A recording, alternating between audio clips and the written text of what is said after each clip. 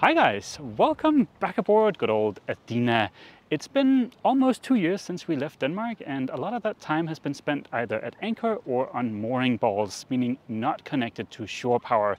I think it's time we take a look at how our solar setup has been performing, how much energy we are consuming, and also just a quick introduction to our electrical systems. My name is Mads, this is my wife Ava. I've spent the last 5 years on a somewhat extensive refit of our 1987 Warrior 38 named Athena. That was a DIY fun-packed adventure complete with a very extensive osmosis treatment, building a new rudder using vacuum infusion, rebuilding the entire deck, gutting and subsequently rebuilding most of the interior, painting the topsides, and a ton of other projects. The summer of 2021 we started cruising full time. Now we're finally ready to begin our adventure. I want to start off by giving you guys a brief introduction to our electrical systems for context.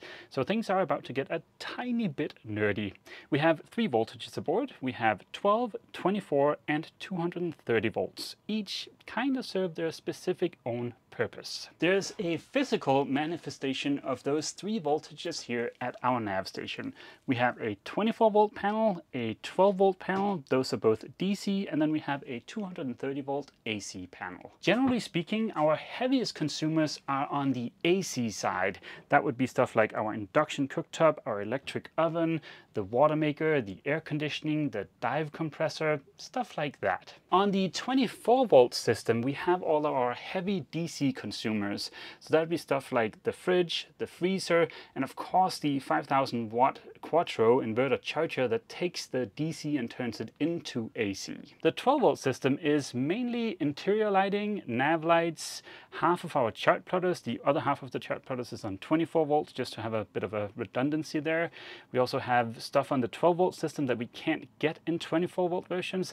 I don't know if it's the case anymore, but back when I purchased that VHF radio, Garmin didn't offer a 24 volt version, so hence we have the 12 volt version. To show the difference in demand on the 2 different DC systems, like for instance right now we have a total DC draw of about 10 amps and only about 1 amp of that is going to the 12 volt side. The servo screen here monitors total energy consumption, and the little BMV 702 over here shows just the 12 volt side. A quick little side note, I said amps, but once you start having multiple voltages on your boat, it makes a lot more sense to refer to energy consumption in watts rather than amps or amp hours, because watts is simply just voltage times amps, right? So you don't have to think about if it's on the 12 volt system or the 230 volt system, it's just watts. Although having 3 different voltages on your boat does add a little bit of complexity, and there can also be a little bit of inefficiency, but we'll touch on that in just a few seconds,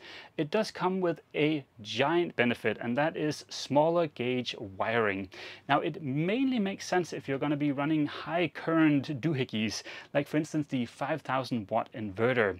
Having that smaller gauge cable means you're going to be saving a lot of money on copper, and you're also going to be adding less weight to the boat, and those cable runs are going to be much easier to do. Adding a beefy inverter like a 5, 8 or 10,000 watt model to your boat might sound drastic, but it's going to open up a lot of options. Say for instance you want to have a dive compressor.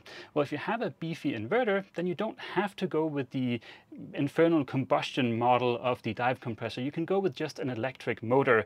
That's going to be a little bit cheaper when buying the dive compressor. It's also going to save you a bunch of maintenance because it's not another infernal combustion engine you have to take care of. There's also the option of running something like air conditioning off of your batteries, or even doing electric cooking like we are here aboard Athena.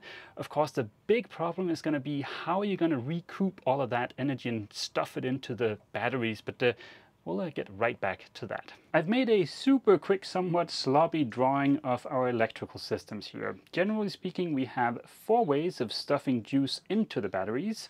We have either shore power, we have the Fisher Panda 5000i genset, we have 1600 watts worth of solar connected to 2 MPPT chargers, or we have the high output alternator on our Volvo D240. Any AC source of charging, whether it be shore power or the Fisher Panda genset, is going to go to the Quattro inverter charger, and then the inverter charger is going to charge the lithium bank. We have a 300 amp hour 24 volt lithium iron phosphate battery.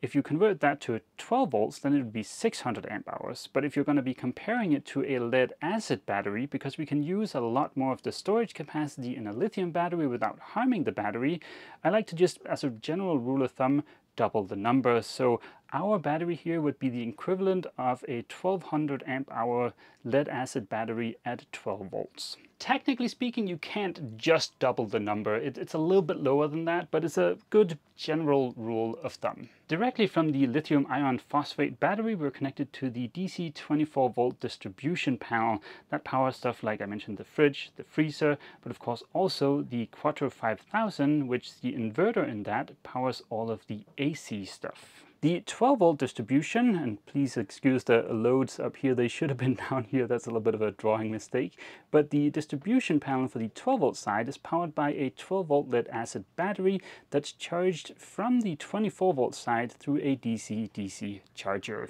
The DC-DC charger here is where we can start talking about efficiency, because any kind of voltage conversion, whether it be DC to DC or AC to DC or DC to AC, is going to have some kind of loss. It's not going to be 100% efficient. And you know this quite intuitively, right? If you touch a charging brick from a laptop or your phone and that thing is warm, well, that warmth doesn't just come out of magic, it's wasted electricity because it's not 100% efficient. These are some numbers I grabbed off of Victron Energy's website. So their DC-DC chargers, like the one we have, are typically 85 to 89 or 87% efficient. If you compare that to their AC-DC chargers, which have an efficiency of 95%, you might think, oh, it may be better to go with an AC-DC charger. But for us to be able to charge from the lithium bank through an AC-DC charger, we would have to do it through the inverter, which is 95% efficient. So that's 10% loss, meaning we're getting pretty close to the efficiency of the DC-DC charger. Then we also have a zero load power on the inverter, which is 30 watts. Add to that the fact that our 12 volt side would then be wholly dependent on a single point of failure, which would be the Quattro 5000. I think it makes a lot of sense to go with a DC-DC charger, which are way cheaper than an inverter, and then just carry an extra DC-DC charger in case you need to, or maybe even an AC-DC charger just as a backup. This was a lot of yammering on, but I hope you guys have a general understanding of our electrical systems now. I could yammer on a lot more because all of this is based around a BMS that's called REC, which kind of integrates with the Victron stuff. So there's a lot of interesting stuff here, but in the interest of not yammering on too much about one topic, let's continue to another topic. And that is how we claw energy back in after we've used it, because you could have the biggest battery bank in the world. If you don't have any way of charging that battery bank, well, after a short period, it's going to be completely useless. Like I mentioned in last week's video, we have a Victron Serbo GX box, which does a great job of visualizing our energy consumption and energy generation. There's a little display up here behind me that gives us an overview, and that's basically the same picture that's here on the screen. This is a website called the VRM portal where you can view all of your historic data. For instance, here for the previous month, you can see that we generated 221 kilowatt hours from the sun.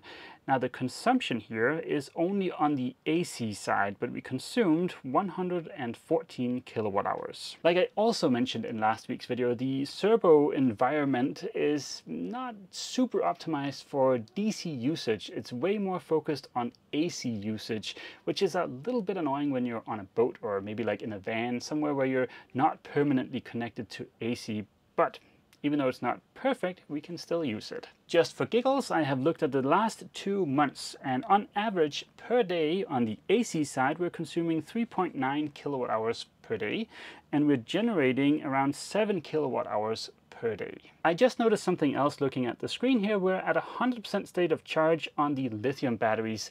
That means we can't stuff any more energy in there, which means for us to take full advantage of the solar panels, we have to hurry up and use some energy. As you might be able to see by my choice of t-shirt, today is laundry day. We have about a week's worth of t-shirts and shorts here. So let's get that done. Doing laundry is actually not that energy consuming, but we are going to be using water, so let's also run the water maker. As you can see, it's a little bit late in the day, so we're only pulling in around 900 watts from the sun, and we're currently spending 1,000 watts from the battery. This kind of energy game where you're planning out your usage is very important if you want to optimize the use of your solar panels, because if the battery is full, well, you're only going to be covering the energy you're currently consuming on the boat. So when the sun is still shining and your battery is at 100, it makes sense to do something, be it laundry, run the water maker, fill dive tanks, some kind of stuff where you're taking advantage of that energy. It's about an hour later, the laundry is done and the water tank is back up at 100%. Now, the sun is still shining, we're still clawing in 600 to 700 watts from the sun. The state of charge in the battery is slowly going up. We're currently at 92%, but it is late in the day, so I think we're probably going to end the day around 93, 95%. You might be thinking, hey, this living off of solar panels seemed really easy. But the unfortunate thing about solar panels is they only really work when the sun is shining, and it only takes maybe 1.5 days of rainy weather, and then we have no option but to convert diesel into electricity because, well, we just don't have battery capacity to support ourselves for longer than that. The consumption data I've shown you have only been on the AC side of things, but when we're at anchor, our biggest consumers on the DC side of things are the fridge and the freezer. Now those two combined will probably use like 1.5 kilowatt hours per day. If you add that to our average AC consumption per day, you end up with around 5.5 kilowatt hours per day. Now on the worst, rainiest day we had in this previous month, we only generated 2.8 kilowatt hours from the sun. Good morning, guys. It is the next morning. Now, last night before we went to bed, I checked the servo display and the state of charge was at 81%. This morning, we're back down to 40% state of charge. That's a pretty significant drop, but there's a reason. This is the battery for our electric outboard. I think it's something like 1,200 watt hours in capacity. Now that is a pretty sizable chunk of the on average 7 kilowatt hours we pull in per day from the sun. So if we need to recharge this on a rainy day, oof, it is bad news. After having recharged this brick of a battery overnight, it is yet again fully charged. But on average, I think we recharge that battery every 2 to 3 days. So that is a lot of energy just for transportation. And that's why I think for a full-time cruiser, an electric outboard is a perfectly fine supplement. But maybe it shouldn't be your primary outboard. But hey, your mileage may vary. We don't have anything too crazy planned today in terms of draw on the batteries. I'm just going to be doing a bit of editing. Ava's working on her computer. So let's fast forward to the afternoon and see how we did on solar. We ended up spending all of yesterday working on our computers, and then we went out for drinks and dinner with some friends, so we didn't do any cooking on the boat. We managed to claw in 7.8 kilowatt hours from the sun, and we ended the day at midnight with a state of charge of 78%.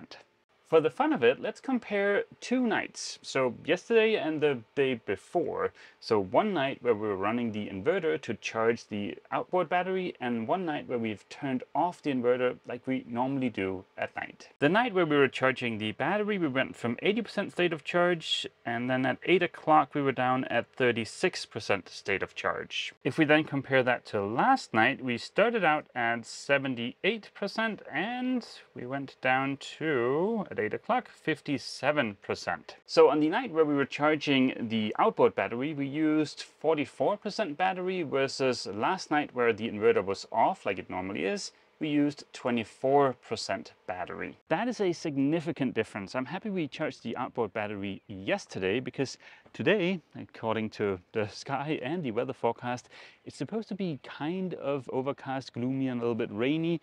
So there's a high likelihood we're not going to get that much from the sun today. Yesterday, we ended up getting invited to somebody's house for dinner. So we didn't do any real cooking. But Ava wanted to bring a dessert, so she whipped together some cookies, and of course we had to bake those in the oven. And the oven is a pretty considerable energy hog. Looking at the VRM portal here, it looks like that one batch of cookies, comparing it to our standby AC consumption, cost us a little under half a kilowatt hour. And as you might have spotted, we ended up only getting 3.8 kilowatt hours from the sun yesterday.